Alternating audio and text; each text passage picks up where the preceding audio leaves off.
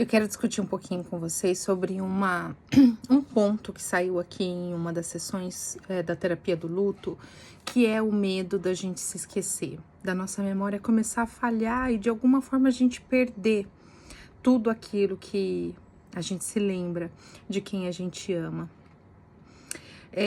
Tem um livro do C.S. Lewis sobre o luto, onde ele conta sobre a história da perda da esposa dele, e ele fala que cerca de um mês depois, ele, apesar de pensar nela todos os dias, ele sentia que de alguma forma aquela memória tinha se alterado, porque aqueles pensamentos e aquelas coisas que ele pensava, de alguma forma passava a ser muito mais o que a mente dele escolhia agrupar, separar e olhar, do que a verdade por si só das situações que ainda estavam na memória dele. É um assunto complexo, mas vamos com calma. A gente realmente tem um medo de se esquecer, a gente tem um medo de perder. Existem alternativas como escrever, como guardar as nossas memórias, as fotos, os vídeos vêm para nos lembrar disso.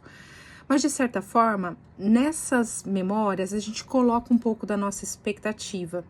Não dizem assim, olha, não é porque um ditado até pejorativo, não é porque essa pessoa faleceu que agora ela virou santa, lembra disso?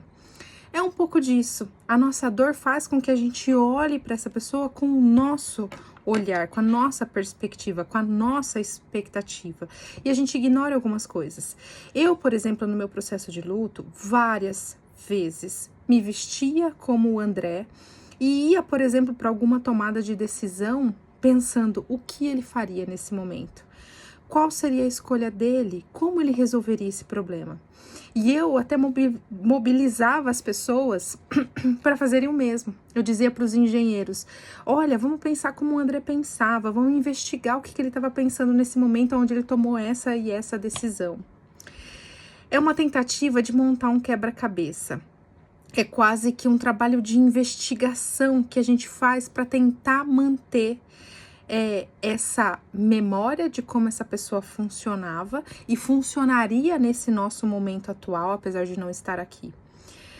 Até que a gente começa a conseguir a fazer alguns movimentos de como eu quero pensar, como eu quero fazer essa escolha, qual é a escolha da Ingrid e não a escolha do André.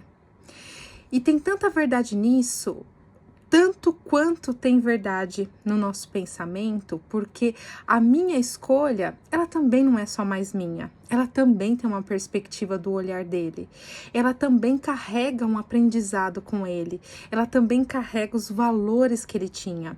Isso é uma forma da gente manter quem a gente ama, mesmo pelas nossas escolhas, escolhendo fazer o que é bom para nós, o nosso caminho.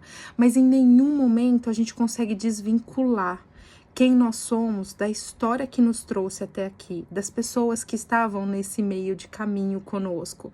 É como se hoje eu fosse composta de todos os que eu amei e que não estão mais aqui, e dos que estão ainda aqui, e dos que ainda virão para me compor. Tudo passa de alguma forma a ser internalizado na gente e já não pode mais morrer.